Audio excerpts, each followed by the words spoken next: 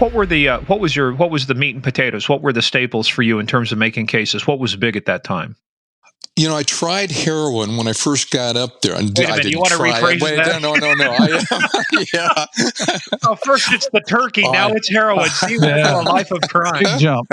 Well, I attempted to make heroin cases. I brought an informant up from Portland, and he kind of jerked me around. I mean, it was a very ethnic thing at the time. He didn't make any cases, so then I kind of switched to cocaine. Methamphetamine was big.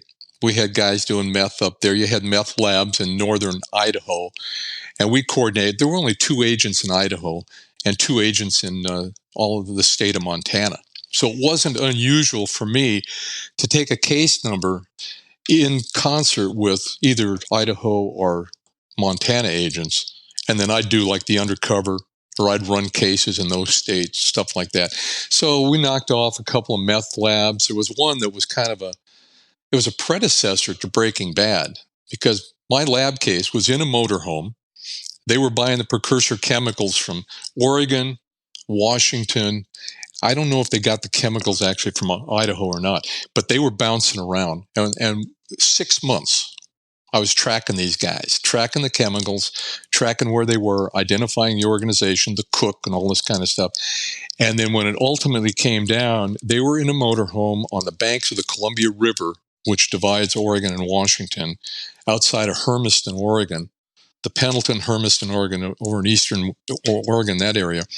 And we took them down. And it turned into a big deal because we got, I don't know, a couple pounds of meth. We got a bunch of cars. We got 5 weapons. And it went to the appellate court, the Ninth Circuit Appellate in San Francisco. You mean the Ninth Circus? Yes, exactly. But they upheld the convictions. Everybody went down. Were they affiliated with biker gangs or any drug organizations, or was this just more of a freelance operation? No, this was freelance. This was one guy, one old time cooker, in quotes, that actually I got him twice. I got him back to back simultaneously. He ran a lab in a motel in Clarkston, Washington. At the same time, he was coordinating the motorhome lab that we took off in Oregon. So we were doing the motorhome lab primarily. I mean, we had like 4 or 5 different DEA offices respond. We had a plane on the final stage. We had the state police. We had everybody working on it. And simultaneously, he inadvertently blew up the lab in the motel in Clarkston, Washington. Isn't that the way it is for most of these guys? A lot of them. This isn't the safest thing to do. Yeah. So, but I tracked him simultaneously to doing the other one. And then once we arrested him and indicted him in the District of Oregon, I also got him indicted in the District of Eastern Washington and put him in jail again behind. I mean, he had back-to-back sentences in 2 different federal districts, which was kind of cool. And I turned an informant that was his muscle guy, his guy on the motel lab, and he'd been a Vietnam vet. He was an addict. He testified, and he was a character too. I mean, I met him, tried to recruit him, and he was wearing a .45 revolver on his hip like a Western gunfighter. It was one of those things you didn't know which way. He wanted to know what I was doing on his property, and I told him who I was, what I was there for. He was good. I mean, he said, okay, I know how this goes. I had a lot of interaction with the MPs and the service. He said, first guy that talks gets a deal, right? There you go. Gets the best deal. Yep. Man, the bus is coming around and there's 1 seat left, pal. So hop on. Yep. So, but eventually, we'll talk about some of the other stuff, but I want to get into some of your overseas stuff because you went, I mean, according to, like you said, you've been in like 50, 60 different countries. So what was your first overseas assignment? First overseas assignment was Bogota, Colombia. I preceded Muprh. I went down there. We all have something in. I was going to say we all have something in common. We've all been down there in Bogota, but you were first. You were the settler. You were Christopher Columbus between the 3 of us here. Well, it was kind of cool because I did 2 really miserable years, frustrating years at EPIC at the El Paso Intelligence Center. But the entree was we were doing planes. We were tracking planes coming out of South America. We had a special operation going on there. And they'd come across the southern border, and we'd hand it off to customs or to whoever, DEA, the state locals, whoever was appropriate. So I got interested because the way we were doing it was putting transponders in these planes, using informants in South America to put transponders on the planes and then tracking them with FAA. So my next assignment, I applied for several overseas assignments, but I got selected for Bogota. So in early 83, I left El Paso and went to Bogota. Now, did they put you through language school at the time? Yes, they sent me to State Department Foreign Service Institute, which at the time was in Roslyn, Virginia. Yeah. Yep. And I went there for 20 weeks. Went there from September of 82 to February of 83. And when you got out, how was your Spanish after 20 weeks? Not that great. I got kind of sidetracked. A couple of incidents happened during that time, and my Spanish was probably a 2-2. You know, it should have been better, but I was. Well, it's a rating scale that they use to a native speaker who has command, total native command of the language on a high plane, like an educator or a scientist or somebody who can use terminology at the highest level is a 5. And then you got, it goes down. 4 is really good, native speaker, may not without all the technical stuff, perhaps. A 3 is a good working level of Spanish, and then it goes down. So I was a 2 plus. I think my official rating at that time was 2. Yeah, and you had to have, it's a 2 in speaking and a 2 in reading. Right. Reading comprehension. So, and that was the minimum score you had to have was a 2 in each category. Yeah, I kind of squeaked by. I met my current wife there. She was Bulgarian, and that's why he came out. That's why he came out with the 2-2 instead of a 4. Well, I was trying to learn Bulgarian at the same time. Look at you. Did anybody tell you? So that was your distraction, huh? That was one. But I had. You can't say that. That was one. What was the other? The other was when I was in Spokane. I remarried, and. Then we had troubles when I got transferred to El Paso because she didn't want to go to El Paso. There were a lot of things going on. Like I say, I go back and it's on me. I was interested in the job. And I took El Paso because I thought it was going to give me a few calm years. I could stay at home. And so she had no intention of going to El Paso. So we split up. She divorced me. I got selected for Colombia, and I'm in language school, and I get the other thing is we have a son as well. So I get a call one morning, and she's been murdered.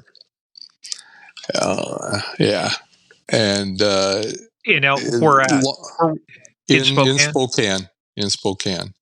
Yeah. Long story short is when I applied for Bogota, I'm a single ripping and running agent going into a post of duty that's dangerous and all this kind of stuff, and I'm living the dream. Within 6 months, I go down there. I have a brand new wife and a 2.5, 3-year-old son. So the whole dynamic changes. So I get down to Bogota, and I've got what I term in the book an instant family. Yeah, and was your wife a U.S. citizen at that point, your new wife? My wife was a U.S. citizen. She had defected from communist Bulgaria. She she went to Germany for a couple of years. She was actually not like today where they're just going across the border. She actually spent 8 months in detention at a special camp in a place called Zerndorf, Germany, that was run by the Germans and with the U.S. behind it, because of the Cold War. They were interrogating everybody to see whether they were spies or not. So both she and her brother got out of Bulgaria, but they spent time in this camp. And then subsequently, he stayed in Bulgaria. She ended up coming to the United States. And she went to work for the State Department. She was the primary instructor in Bulgarian language and area studies for the State Department, for all the diplomats, the ambassadors, some of the military attaches, some of the spooks. going to Bulgaria. So that's where we met at language school. Hey, couple quick things. Let's rewind real quick. Your second wife, did they ever solve that? Yes. Yeah. The guy actually called 911. Said I just shot my girlfriend. Yeah, he was initially sentenced to I think 20 years, and then it was reduced. I think he was out after 8. Which is outrageous. You take it. I mean, he confessed. He even called it in, and he only gets 8 years for murdering a person. That's unbelievable. You know, that is a whole nother episode. We can talk about that too. Let's talk about then your current wife. When you said she defected, that kind of brings up a different kind of tone as opposed to left or escape. She defected. Was she involved with government or anything? Or no? No. Okay. Her father was a successful capitalist. I mean, he was educated in Germany. He ran a company, and when the communists came in around 1947, thereabouts, they took over everything. I mean, a party member liked the apartment they were living in. They were in downtown Sofia in a good place right in the middle of town and everything. And a party member came in, liked the apartment, so they threw my wife's family out, put them on the street, gave the apartment to a party member and relocated them. I'm sorry, I'm stuttering here. Relocated them out near the airport. And fortunately, her father was good enough at his job. They took over the company, but they left him to run it. So he was better off than a lot of people. Sounds awful lot like Cuba. Yeah. Well, when you start nationalizing everything, you know, that's the problem. You know, communism, like that stuff never works. They just don't know how to. They just don't know how to do it. So she actually got out through Vienna, which was a spy haven at the time. But she was a gymnast, and she was on a visit on team in Vienna, Austria, and snuck out under cover of darkness and got across into West Germany. And that's why I said the defection. I was looking for something behind there because that was one of the things when you looked at Russia, East Germany, anytime they'd go to the Olympics, you'd have the Stasi out there, you'd have KGB out there. The most embarrassing thing for them was to have one of their athletes defect, you know, during a high profile event. So I'm surprised she made it. Yeah, she was too.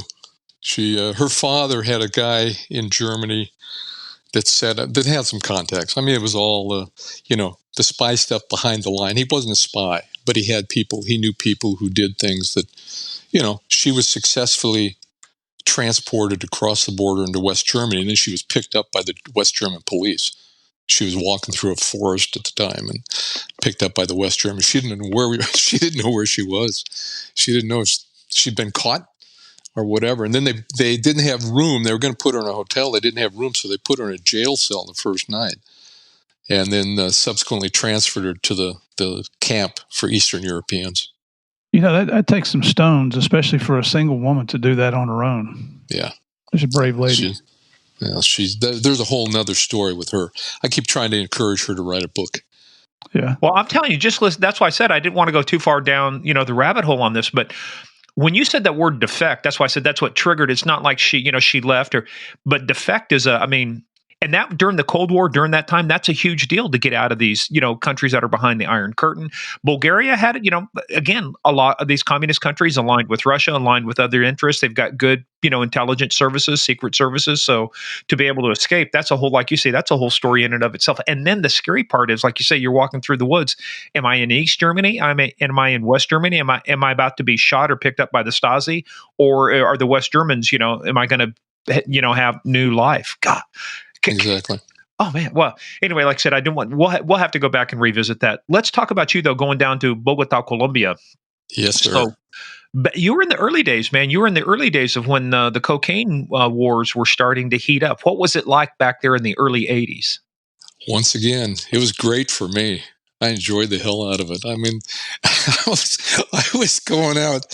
We were funding the wire room, the T3 room for the Colombian FA2. So we were giving them information. They were going up in wires. This was before all special ops and all those guys came down.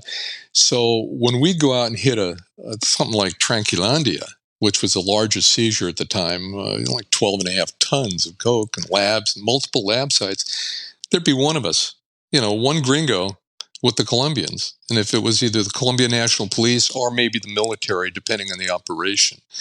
So, yeah, I was having a great time going out, blowing things up and doing that kind of stuff. Again, family was kind of left in the lurch due to my immaturity and adrenaline rushes and so forth. But I am still, to this day, 40 years later, so amazed with my wife that she stuck with me. I mean, here she didn't speak any Spanish. Here she had multilingual, but she shows up. She had a career. She was at the top of her game with State Department. I mean, she was it in that department. She leaves me. We'd known each other only a few months. We get down there, and all of a sudden she's saddled with a small child. And you talk about stones, Murph. I mean, I can't even imagine what she went through, and we're still together. And I mean, it's great. So that's my plug for her. But I had a great time in Colombia. I think we're married to sisters because Connie had, she's a hell of a lot braver than I ever was. Well, we're all lucky we've had women who have put up with us, over the years. So, but but Murph, you got your eyes brightened, and I think you got excited there when he said Tranquilandia. I can't even say that. I'm sorry. I have been on planes, trains, automobiles. I just got home at 1:00 in the morning this morning. Tranquilandia. So Murph, your eyes went big when he said that. You said, "Oh yeah, we want to talk about that." So dive in. Let's come on. What did you want to hear? Well, it's like Mike just said there, the largest cocaine seizure of its time at 12.5 tons, I think you said. But how many other labs were found in that immediate area? At least 6. I went to 6. And what happened was when we went to Tranquilandia, it was we found a map. It was a hand-drawn map on the wall of the dining hall where all the guys were sleeping. They had this place where they'd eat, and then they had a bunkhouse for like the pilots would come in. They had different bunkhouse. They had all these different structures under the jungle canopy. And they had a map up there with 6, I think it was 6 additional labs that we didn't even know about. But they had directions, and they had call signs, radio frequencies, stuff like that. So when we hit Tranquilandia, we used that as a base and went out exploring and found these other sites. There was, like I say, about 6 others. That's a gold mine of information when you're finding all that. I mean, other labs, radio frequencies. That's just a almost unheard of gold mine of information right there. What a treasure trove! And correct me if I'm wrong, but didn't DEA hide a tracking device in one of the barrels of ether that were sent down, and that's how you guys found it? It was an interesting thing. It was a combination operation. They had tracking on precursors, and that was being run, I think, out of D.C. And then there was some overflights as well that we got reports from somebody who lost their way in the Amazon jungle or something, some pilot, and saw something weird going on, So it was kind of anonymous tip and the tracking. It all came together. That is a major deal. That's a big freaking deal, brother. Yeah. Yeah, it was fun. So, were you expecting to? So, let's talk about that rate a little bit, because that's just like, oh yeah, then we found 12.5 tons. Not everybody finds 12.5 tons. I mean, Murph's big first seizure was an ounce, and he's thinking, is that 2 ounces? 2 ounces. Yeah, it's like, no.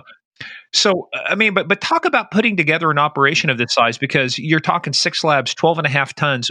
By the way, which organization was it? Multiple, because they had labs owned by. Rodriguez Gotcha. Rodriguez Gotcha owned one. We had one tied to Escobar. There were a couple others, because these guys were working in concert with the FARC, the Armed Revolutionary Force of the Colombia, which was a guerrilla group trying to overthrow the government. And they were protecting the lab sites on behalf of the traffickers. So it was a big deal down there. They had protection rackets going, and I'm sorry, Murph, you look like you're going to say something. I was going to say, did you guys come under fire when you landed in there? Okay, I want to clarify that I was not the agent on the initial raid. Okay, there was another guy in the office named Ron Pettingill, who was the DEA agent that went down there. And yeah, they were under fire for 2 days. It was, they estimated about 100 FARC guerrillas were resisting on the initial raid. And then he came back, and then I was assigned to it like the next couple of days. We went down to destroy it and so forth. So he was the initial agent. Just think about that, Morgan. A 2-day firefight. All the gun battles I've been in, the longest is, several minutes. I've never been in a firefight that lasted an hour. You guys forgot the philosophy. One riot, one ranger, man. Send me down there. Trooper, I would have handled that shit. No. Yeah, they probably needed somebody to change the tires on the helicopter. Yeah, and then let me get you guys back up in the air. Hey, but that when you were getting ready to go down there and you discovered this, did you have any clue at all that it was? Did you have any clue prior to that it was going to be a huge operation like this, or was there anything that surprised you once you got down there?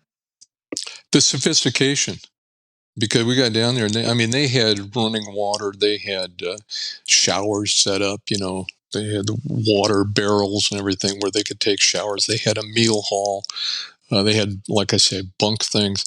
I went through about 20 minutes of testimony before the President's Commission on Organized Crime in November of '84, where I outlined all this stuff. I submitted a written statement to them, and then they had me up to testify. And all the specifics, I lay out in the testimony. And I can't remember everything off the top of my head here, 35 years later. But yeah, the sophistication is what just kind of blew us away because we had no idea what was going on.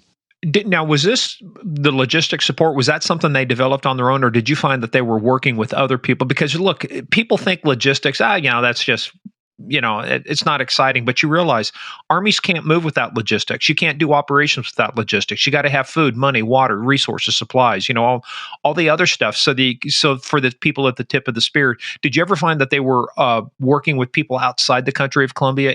Because we talked to guys, we know at one point the IRA had been working with the FARC or other people on building bombs, transferring bomb technology. Did you find any outside influence in terms of this operation? I did not. And to my best knowledge, we did not. Like I say, I had most of the facts and figures at the time, and that never came to my attention, or I never came across anything like that. They were pretty self-sufficient. The cartels, when you're talking about Escobar and later and the Ochoas and those guys, they had so much money and they had so many resources. I had situations where I'd have informants that would be working in a lab, but they wouldn't know where the hell they were. They'd go out and they'd either be blindfolded or they'd be taking up these circuitous rivers and everything. This is going on in the Amazon area. And they wouldn't know where they were geographically, and they might not even be sure who the hell they were working for. Because if somebody was good at his job, they'd trade him. They'd go between different, like maybe Rodriguez or Huelagacha, these different guys. Ochoas would have them this week, or Escobar would have them the next week, or El Mexicano would have them, next month or whatever. And they'd give us information. They'd give us samples, but they couldn't give us specifics. It was like Luis Navia, who worked for all the cartels as a logistics guy. Yeah. 26.5 tons, though, man, that's, you just, how big of an impact when you took out these labs, were you able to measure an impact, or for these folks, considering the extent of where they operated, was this just a minor inconvenience? As far as the monetary impact? Yeah, or even their operational impact, yeah. I really can't tell you off the top of my head what that would have been or what it may have been. The analysts and those folks may have been on top of that. What I can tell you is there was a definite impact on the response, because the more we did, the worse the responses became. There's one, I think, Murph, you've read the book or you're reading it. I lay out a paragraph chronologically what happens in a period of 6 months or 8 months during 1984. The assassination of Laura Bonilla, the Attorney General, Minister of Justice in Colombia, bombings at the U.S. Embassy, the seizure at Tranquilandia, all this stuff escalated to the point where by November of '84, it really hit the fan. And they, at one point, you can read about how an informant that uncovered an assassination plot against the U.S. ambassador. And we had polygraphers come down from the agency, from DEA, and the guy passed all the tests. They had to evacuate the U.S. ambassador behind that. I mean, it got nasty, And contracts on DEA, on the administrator, hit teams are going to be sent to the United States to kill DEA agents. I mean, there is a lot of stuff going on that's well documented in the book. But like I say, off the top of my head, I can't put my finger on all the details right now. Tell us about, this is a little bit of a humorous story, I think. Our listeners might think we're stupid for saying they're crazy, but you guys made a Christmas video to send back to your families, didn't you, while you were in Bogota? Yeah. The first Christmas. We went down in 83. So, by Christmas time, I was kind of getting into this stuff. And we were kind of getting used to it. So I check out the video camera from the office, and I'd never used it before. I take it home. I set it up on a tripod, and I'm taking this video because we were doing VHS videos at the time. My brother was sending us entertainment. We were sending back videos to them, letting them know we were doing well. So I'm doing this video, taking pictures of my son and my wife, Jenny. And then I decided, well, okay, I'll get in it. I get in it, and we're saying, yeah, everything's great. The tour is going well. I mean, Bogota's not like what you're reading in the newspapers, and going on, giving my folks reassurance, right? Well, then I decide, I better check and make sure this thing's working because I'm not really familiar or technologically savvy. So I stop it. I play it back. I'm playing all the good news stuff, and in the background, there's intermittent gunfire. The occasional explosion going on. And here we are on the video telling them, yeah, everything's great. We're really enjoying the tour. Bah, bah, bah, bah, bah, bah. Boom, bah, bah, boom. We'd gotten so used to this stuff going on, we didn't even notice it. You guys aren't even flinching. We did not send that video back to my parents. I love that. That was hilarious. And it's amazing you said that because when I first moved out here to Virginia, we lived just north of Dulles Airport. So you heard the airplanes all the time, And now you're to the point, it's like you're outside. It's background noise. You don't know it, but I can't. Mm-hmm. I don't know. I guess, what does that say when you get used to just having even the wife gets used to having the gunfire. Oh, yeah, that's an AK-47. Oh, no, that's a Colt. Mike, our first night in Bogota, this was June of 91. It was just a few days before Pablo surrendered, but they put us in a boarding house instead of a hotel when we flew into Bogota on a Sunday night because we had a cat. And so we're there in this bed, it's the kind of bed that sinks down in the middle. So when you both lay down, you kind of roll over into each other. I mean, it was one of the crappiest places we ever lived. But, and we're thinking, well, shit, did we make the right decision? And about 2:00 in the morning, we heard a couple gunshots outside the window. So I grabbed my 9mm off the table there, and you kind of go over to the window to peek out, see what's going on. The next thing you know, you hear automatic weapons fire. That was our first night. We never told our families about that. Again, it goes back to that scene from My Cousin Vinny when Joe Pesci, he's out in the country and it's all nice and quiet. He can't stand that. He's thrown in, he's thrown in jail for contempt, and he sleeps like a baby with the fighting and the yelling going on. This is just another perfect night. Yeah. Well, there's, and I know we're starting to run a little short on time here, but there's one story you got to talk about when you guys were in Greece, I think, and I think you were on vacation. Yeah, we were actually on vacation going on R&R out of Pakistan. It's after I left Bogota. I got evacuated from Bogota. To Pakistan. All that picture. You're evacuated from Bogota to Pakistan. Oh, that sounds like a safe. Well, it was interesting because it was an ongoing theme, a thread where I kept trying to get to Turkey. There were occasional vacancies in Istanbul, Turkey, and I kept applying for them. And at one point, they came down there. Actually, at the time, he was a deputy administrator, Jack Lawn. And one of the assistant administrators came down to Bogota because the State Department made it adult only. So we can't be down there with our child. So we're going to get out. We're going to be evacuated. And they want to know, where do you want to go? You want to come back to the States? Do you want to stay overseas? So I said, yeah, there's this opening in Istanbul. And they came back and said, well, we can't do that because you've been down here 2 years. You have a 6-year cap on overseas service. And we spent the money to teach a Spanish language and to take a year to teach a Turkish. So no, that's not going to work. So in the course of looking for a job, essentially, knowing I'm going to be evacuated, I'm calling headquarters, and I'm not getting a response from the Latin America desk. So I get a call one day from a guy named Doug Wonkel, and he's in the Eastern Europe, Middle East desk. And he says, I see these messages piling up. Can I help you? Long story short, he talks me into taking a job in Lahore, Pakistan. Which, if you've ever been to Pakistan, folks, in some of those areas, it is the armpit of Asia. We didn't know anything about it because when I first started applying for overseas jobs from Epic, there were like in 1 month, there were 13 vacancies I put in for, or 13 were available. I put in for everything from Japan to South America to Europe, all over the place. The two I did not apply for were Karachi, Pakistan, and New Delhi, India. There's no way in hell I'm ever going to go to that part of the world. No way. And here it was 2 years later, I'm talking to this guy about going to Pakistan. And he said, well, the thing is, State Department, the Narcotics Assistant, or INM, International Narcotics Matters at the time, they want to create 4 new positions, one in each of the offices in Pakistan, Islamabad, Peshawar, Karachi, and Lahore. And so we're going to do a joint thing, and DEA is going to fund the position, and they're going to fund the salary, but State Department will fund the positions. They'll pay the expenses, the housing, all the stuff, furnished housing.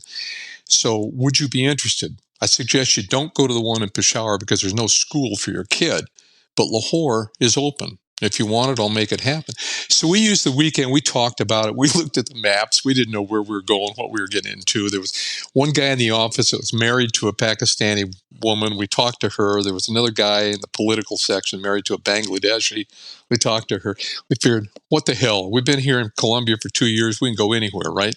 So I called him back, said, take the job. So we get evacuated, straight transfer to Lahore, Pakistan. And the job was pretty cool. It was advisor to the Punjab Joint Narcotics Task Force. And I was assigned. I had my own budget. I had State Department funding. I worked in the DEA office, but I had State Department funding. My task was to create this task force. And when I arrived, there was one cop assigned to it, one deputy superintendent of police or something. And in the year that I was there, first year, we built it up to about 22 guys, 4 different agencies, and had some record seizures and everything. So fast forward to the question about the vacation thing. I'd been there for a couple of years. I was trying to get a promotion. I was looking for a 14, not having a lot of luck. And we'd go on R&R every alternate year. We'd have home leave 1 year, and in the second year, the alternate years, we'd have R&R. So we'd take the funding for our R&R, and we'd vacation. I mean, we had great world travel. We went all over the world. When you say funding, was that part of your package? Is that they would fund your R&R? DEA would fund, and I think generally the government would fund your return trip to the closest port of entry in the United States. So depending on where you were, like if you were in Europe, they'd pay your trip back to Washington or New York or whatever. If you were on the other side of the world, it might be Seattle or Los Angeles. Yeah, whatever. So what we'd do is we'd take whatever amount they allowed and then supplement, pay out of pocket to do whatever kind of trip we wanted to do. But we never went back to the States on the R&R years. We were mandated to go back during home leave because you had to have headquarters briefings, the medical stuff, and all that. So this was a year, it was an off year, and we were going to go back. I won't go down that road yet. We were going to go on a trip to Bulgaria, and then we were going to go to Greece, and then we were going to go to Africa, Cairo, down to Nairobi, and do a loop, Nairobi, do a photo safari down to Mombasa, and then come back to Karachi and home. Just your normal little vacation there, Morgan. Yeah. Because the last time we'd done it, I mean, we did, I loved this job because I traveled the world. I mean, we went from Lahore to Delhi, took the train across India, flew to Rangoon, Burma, went Burma, Malaysia, Indonesia, Australia, did all that. Singapore, did all that, and came back. So this was like 2 years later. Well, let's do something different. Let's go to Africa. So we wanted to go to Sofia because Jenny's parents, my wife Jenny's parents, were still in Sofia, Bulgaria, and we wanted to visit them. So we were on diplomatic passports. And the State Department said, well, since you're on dip passports, they probably won't screw with you in Bulgaria. But if they give you a visa, that's the key. So we got our visas, and the Bulgarian embassy took like 6 weeks to give us visas to Bulgaria. But the plan was to leave Lahore, go to Sofia, Bulgaria, and then go to Greece and on south to Africa. So this particular trip, I got hung up because I had a lot of cases going on, a lot of stuff. And Jenny and Tor, my son, went ahead of me about a week to Sofia, stayed with her folks. Then I followed because I found out I got a promotion. I got a promotion to a GS job, a GS-14 job in San Juan, Puerto Rico. And they'd already left. So I called them, talked to them. I get on the plane. I leave Lahore, go to Karachi, spent the night with the boss down there, and then leave Karachi for Sofia. So we spent a few days with her folks in Sofia, Bulgaria, and then fly to Greece. We're going to tour Greece. So we get to Athens, and we do all the local sites, walk all over the place, see all the Acropolis and all that.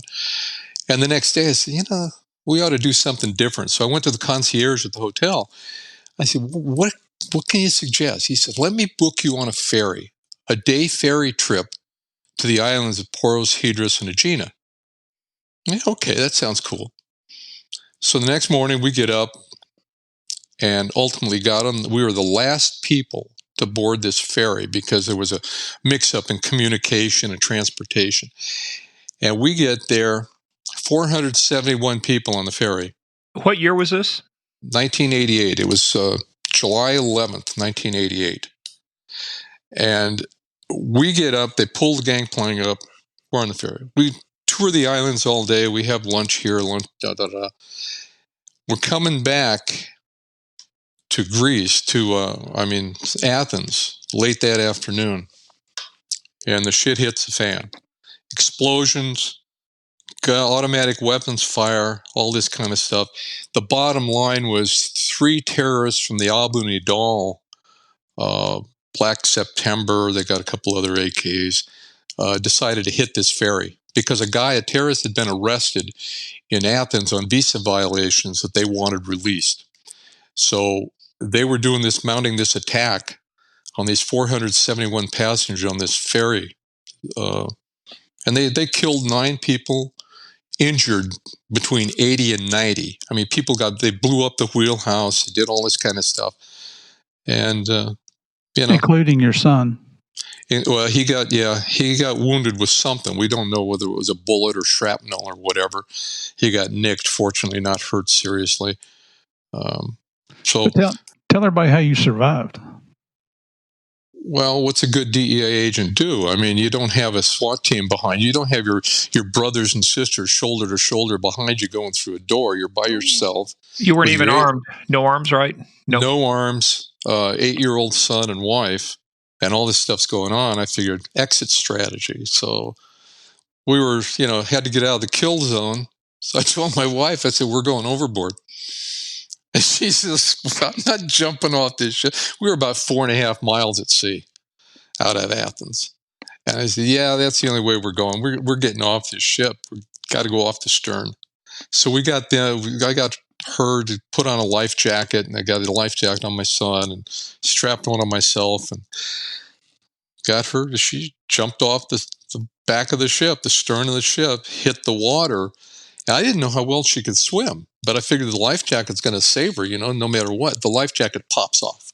She hits the water, and the life jacket comes off. And there's a swell, and the life jacket goes the other way, because right before we jumped, I said, look, there's a fishing boat over there, and I point out this fishing boat that's kind of approaching, because this black plume of smoke is coming out of the wheelhouse. It's a fire. All this destruction is going on, and ships in the area, ferries and fishing boats started responding. I said, When you hit the water, start swimming that direction toward that fishing boat. And she did. She did what she was told. The life jacket came out, went the opposite way, and she started trying to swim. I pray to God that she makes it, because I had no other way. I mean, and then I climbed over the rail on the stern, and I had another passenger, a French-speaking passenger, who did sign language and stuff like that. And I had him hold my son. I jumped in the water and then told him, come on, take a jump. And he came. He immediately jumped down, and I laid back. I'm no swimmer. I'm no Navy SEAL, man. Water is survival to me. I scuba dive, or used to, but on the surface, it's catch as catch can. But so I laid on my back. I had my backpack over one shoulder with my cameras and passports, and I had him in my other arm, and just started kicking in the general direction of the fishing boat. And they picked us up, pulled us over the nets. I had put him up, and they took him over, and then I hung on the nets for a few minutes till I could get my breath, and they could haul me over the side. Got on, and there was Jenny sitting there on the deck of the same boat. So, and then they took us back to the port and put us in an ambulance with a bunch of other people. Took us to the hospital, but everything we had was superficial. It wasn't that big a deal. And they had some seriously injured people there from fire, gunshot wounds, shrapnel, stuff like that. I said, we don't have any business here. Let's get out. So we walked out, flagged down a cab. We're barefooted, soaking wet, no shoes. We get in this cab, told him to go back to the hotel. He took us to the hotel, and we went in, asked for the room key, and called the embassy. Asked for the security officer, the RSO, the regional security officer, said, hey, we just got off this ship. And, so he and the FBI legat and another FBI guy came over to interview us about it. We ID'd the shooter, and there were apparently 3 of them. We only saw the shooter. We actually sat with him during lunch, him and 2 French girls. And he murdered them first, right? Yeah. Initially, they thought one of the French girls was a co-conspirator, and there were these allegations floating around, but no, he killed her. We identified her. We identified him to the RSO and to the Greek police. But then I didn't think it was a good idea to be talking to anybody, so I just shut down any potential interviews with the police and with the media. Said, no, thank you. And I moved up the departure a day earlier, and we left, got on a plane the next night for Cairo. Now that's a memorable vacation, isn't it? Oh my gosh. Well, the aftermath that you don't know about is when we got to Puerto Rico, our son was put in Antilles. There's a Navy base there, and he went to school on this Navy base. And he was in school for like 3 or 4 days. We got a call from the teacher. She wants a teacher's conference. Yeah, okay. We come down there, and she said, look, we have to have a talk about your son. I mean, you have to stress to him that he has to tell the truth. He can't lie. What are you talking about? Well, the first assignment was to write about your summer vacation. and he wrote this just unbelievable paper about being on a ship with terrorists attacking him. I mean, we can't have that kind of stuff. Well, lady, it happened. He's telling it like it is. Wow. Yeah. Well, before we close out on he this, he should have won the writing essay that day. Yes. Yeah. Well, they don't know what. No, ladies, you need to put this in the nonfiction section. It's not fiction; it's nonfiction. But Wow. I want to rewind for just a second, though, on this before we close out. But it's when this started happening. Did you have any inkling prior to that? Did the hairs on the back of your neck go up at all? Did you get a bad feeling, or did this just come out of the blue? When we were sitting next to the guy at lunch, you go back to the initial Sky Marshal training, watching people, figuring out where people, who they are, where they're from, where they're going, all that kind of stuff. Yeah, there was. I checked him out, and there was something about him that I didn't like. I couldn't identify. One of the things was these 2 girls he was with were speaking in French. They were very animatedly speaking in French. He never said a word. He sat there like he was just, I think I describe in the book as a ghost companion. He just was mute. He didn't say anything. He didn't participate in anything. And he was just kind of there. He was in their company. But he reminded me of Aliaga, the guy that tried to assassinate the Pope like 7 years before that. Just, but I couldn't tell what he was. I developed a knack for being able to, I know the word profile is a bad word in this politically correct climate, but it's a fact. You profile people that shouldn't be someplace where they are, or that type of thing. And this guy was just, there was something. But I didn't, think about it after they got up and went back out on the deck, and I didn't think about it until later when it all erupted.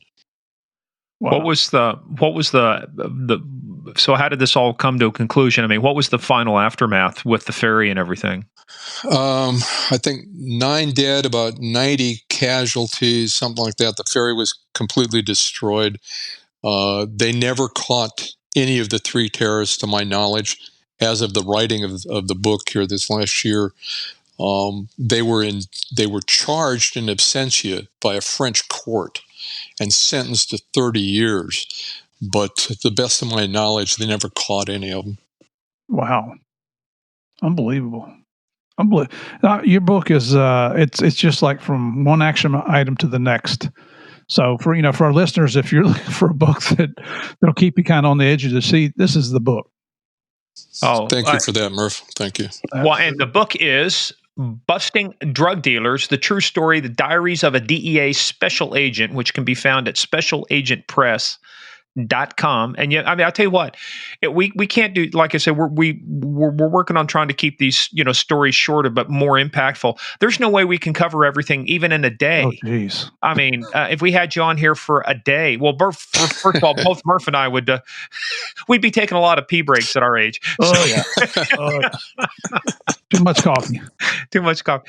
Hey, but it's so amazing because, we want to close out talking about just how you finished up your service. But even after punching out a DEA, after all this stuff, you're like most people. Like Murph says, you may retire, but your oath never expires, right? So right. You continued coming back to work after 9/11 because of your Sky Marshal training. You ended up doing a lot of work with the National Airlines Pilots Association, right? Just helping keep, how much of that training from back then was able to translate and transition into modern, aviation and modern threats?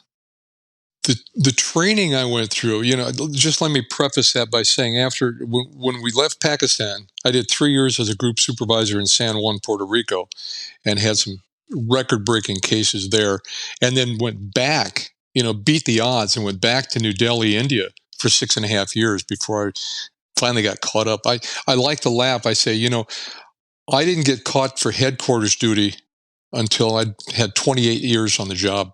And they finally caught up to me, because you can only do 6 years overseas, and then you have to come back and genuflect and kiss the ring and do your, headquarters or domestic time. But I was fortunate in the fact that Puerto Rico was considered a domestic post of duty. So I split up Colombia, Pakistan with Puerto Rico for 3 years, and then I went back to India, to South Asia for 6.5 years. So by the time they caught up to me and brought me back to headquarters, I was retirement eligible within a year or so of that. And when I couldn't get back overseas, I tried to go to Thailand and Turkey again. I couldn't get out, so I retired and did some post-retirement work, as you say. Before I went to the Airline Pilots Association, however, I worked 3 years on what they call a Special Investigative Unit program with DEA in South America and different things, advising. Special units that we would recruit from local cops, Colombia, Venezuela, Peru, those countries. And they actually had one in Afghanistan as well. So I did that for 3 years, and then went to work for the Airline Pilots Association and worked with the Federal Air Marshal Service, the FBI, FAA, the agency, a lot of those in aviation security and post 9/11. So, yeah, the answer to the question was, they were so far advanced in comparison to what it was when I was a Sky Marshal in 1971. that the connections were very valuable. The experience was valuable, but the reality was the FAMS, the Federal Air Marshal Service. They were so far advanced to what we did in 1971 when I was flying around with a 5-shot 38 snub nose. I mean, these guys, they were the real deal. I mean, it was interesting because I was part of the airlines. ALPA, the Airline Pilots Association, was a union organization. So, and then, unions and law enforcement don't always mix. But I was able to carry my security clearance into post-retirement years. And it was downgraded from an SCI, code word thing when I was with DEA down to secret I worked for the Airline Pilots Association. And I got, actually it was TSA that sponsored a secret level. So I was able to work with the Air Marshals and the Bureau, the FBI, and whoever to do some classified stuff as a union organization. So it was interesting. Did that for 10 years. That's a big deal to get somebody to sponsor you because that's back then. There's when I retired in 2013, it was maybe $6,000 to have that background done if you had to come out of pocket. But if you had a company that would sponsor you, they'd take care of all clearance for you. Yeah, that was the big thing. Hey, did you ever know a guy named Bob Friel over at the FAMS? Bob Friel, no. Bob was a good guy. Actually, I worked with him, but he was secret. He was on 4 presidential protective details, did a little time at VA, but then he was one of the original FAMs, back in the day. So, I knew a lot of those guys. I mean, actually, I was able to attend their 50th anniversary FAM anniversary because of my Sky Marshal service, which was kind of cool. Because at the time, I got a picture on the wall. Who was it? John Pistol, and Bob Bray were, running TSA and the FAM service at the time. And I got invited to the 50-year anniversary of that, which was kind of cool. Yeah. Pistol came over from the FBI, right? Yeah, the Bureau. Yeah. Yep. I'll tell you, you were talking about New Delhi, one of my favorite. I mean, that was a favorite place to visit because of the Red Fort, the T service. Did you ever work with any of the guys? They called them the Greyhounds. They were a direct action unit out of Andhra Pradesh. No. Yeah, you talk about some bad MFers. These guys were in the jungles hunting the Maoists and the Naxalites, and doing that kind of stuff. But I tell you, the best. We'll finish up with this story. Well, we'll finish up with you. But one of the funny stories, when I've landed in New Delhi, we're going there, and I'm watching these guys drive. I'm with some guys. We're going to an anti-terrorism conference, and this dude's driving, and he's only looking to his left. I said, "What the fuck are you doing?" He goes, "Oh. Guy on my right, not my problem. I only look to the left," and that's the way they drive there. Nobody ever looks to the right, and they're just driving through these roundabouts. Nobody looks to the right. Not my problem. That's true. I took my life in my hands. 2:00 in the morning, we're driving to the hotel. We're staying at the Taj. They're in New Delhi, and 2:00 in the morning, and you think, okay, 2:00 in the morning, just be kind of quiet. Wrong, my friends. I'm going, is this it? Is this where life ends for me? I'm watching my life flash before my eyes. Man, but you had a whole, first of all, this is us saluting you for all the service you did from, even selling encyclopedias. Kids needed to be educated. That's right. That's right. And all the work that you did. Hey, look, this is us saluting you, and we want to make sure that people, get your book. So it's called Busting Drug Dealers, True Stories, The Diaries of a DEA Special Agent. You can also find it at specialagentpress.com. Well, nobody's going to see it. This is only audio. I'm showing you. I'm showing you so you can read the title. I'm giving you cue cards. Well, I've got your webpage up, including your Amazon page. So it came out May 22nd of this year. So relatively new book. So we want people to. Go ahead, Mike. Sorry. What's that? I was just going to say, Mike, it's been an honor to have you on here. Your book was one of the most adventuresome I've ever read, and highly encourage our listeners to pick up a copy. And I'm guarantee you won't be disappointed. Yeah, well, it'll be on our webpage. Like always, you can go to our book list on our webpage. It'll be listed there, also on the episode page. And have you got another book in you? Yeah, because I end this one when I'm leaving Pakistan, or actually leaving India. Leaving where the hell? No, leaving Pakistan. I can't remember. No, when I get promoted to group supervisor in San Juan and then country attaché in New Delhi, India, that's all yet to be told. So the book just takes me up through Bogota, and then Lahore, Pakistan. So we're renaming it Busting Drug Dealers Part 1. There you go. There we go. You let us know when Part 2 comes out. We'll get you back on. We'll talk about that. Thank you very much, guys. I really appreciate it. It's been enjoyable. Again, all right, thank you, brother. This is us saluting you. Okay, you guys don't go anywhere. Hang on, everybody. Everybody else, stay tuned for the debrief.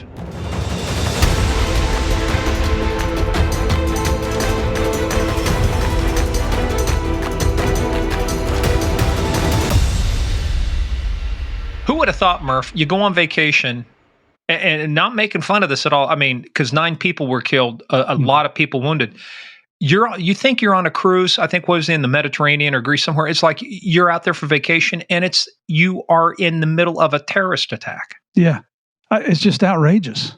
I mean, we've been on a couple cruises and that's never entered my mind that would happen. But here it was with Mike and I mean, there's been times when you've been in situations that you do realize things could go wrong very quickly and you think, man, I don't even have a gun. I don't even have a pocket knife on me. And that's the situation here. But then on top of that, he's got his wife and his son with him. Holy cow. And he's sitting next to the dude who starts the whole thing going, the terrorist with the 2 girls who, they weren't obviously involved because he ends up killing them. So, right. Excuse me. When I first read, that once they got back to the hotel and the local police came to him with embassy officials and they wanted to take a statement. And after he thought about it, he's like, no. And I thought, well, that's not right. That's not what we do. But then I got to thinking, you know what? He's putting his wife and his child in danger if he does. And terrorists are not going to stop. They don't care to die. I mean, the terrorists on that boat, they all died. That's their little mission. They think, I don't know if they think they're going to go get the 76 virgins or. Well, they successfully passed the room temperature challenge, which is good because that's the only good state for a terrorist. Right. So I'm not criticizing him whatsoever on that because if I was in the same shoes, I'm sure my wife would have slapped me if I thought I was going to talk. Well, yeah, here's my name, my home address, my date of birth. Here's how to find me, and here's how to put a big target on my back. And it's not being chicken shit. It's a fact of life is that it's very hard to negotiate with people whose opening premise is, I want to kill you. Yep. And have the means to do so. They're not it's just not bluffing you. Yeah, but beyond that though, some of the stuff he worked on, I mean, it's just. But I'm still laughing though, as an encyclopedia salesman, not making any money, getting ripped off, and it's the Great Turkey Caper at a Howard Johnson's. Yeah, I think Mike probably spent more time working overseas than he did domestically. Yeah. He played by the rules, and some people. There's an old saying: you can work the job, or you can let the job work you. Well, and so now I will tell you the picture, as you guys, if you go to the website and take a look at it, the on our Game of Crimes podcast.com, the picture for the episode is him of his undercover picture in Pakistan when he was pretending to be Pakistani, had a Pakistani. He is not Pakistani, but still, he got a passport, Yep, got the undercover creds. Got the undercover creds, man. That's good. But hey, guys, well, if you like that, let us know. Just do those 5 stars, Apple, Spotify. Really helps us out a lot. It's magic. We don't know how it works. It's Disney. It's David Copperfield, David Blaine, all rolled into one. So just head on over there. Also head on over to gameofcrimespodcast.com. Check out his book. You can also go to his website, specialagentpress.com, specialagentpress.com, and get his book, Busting Drug Dealers, the true stories of a DEA, true stories in the diaries of a DEA special agent. And I mean, and the great thing about it is this is part 1, as we found out. Part 2 is coming out because in the first book, he stopped short. I mean, he's not even well into his career yet. Right. So he's probably got 3 or 4 books in him if he keeps this up. Holy cow. I hope you're not too old to get them all finished there, Mike, but hang in there, brother. Make sure you dedicate one of them to Murph. Say, oh, I do remember you now. Well, he'll remember you now. Oh, you're that pain in the ass from Game of Crimes. Yeah, I remember you. Yeah. So follow us on that thing also they call social media at Game of Crimes on Twitter, Game of Crimes Podcast on Facebook and the Instagram. But where you got to be is Patreon. Patreon.com/Game of Crimes. We've got all sorts of good stuff on there. Like I said, we've got our case of the month coming out. We're doing, we switched it up a little bit. Murph and I are each doing a couple stories, about 15 minutes each. So we're doing some quick hits, but we're covering a lot more territory, a lot more cases. These things go just beyond our standard, funny stuff like you can't make this shit up. We dive into some real serious things. So make sure you join us for that. But more importantly, make sure you join us as we once again, we will be coming back for episode 122 to play the biggest, baddest, most dangerous, turkey-friendly, and exploding Christmas video game of all, the Game of Crimes.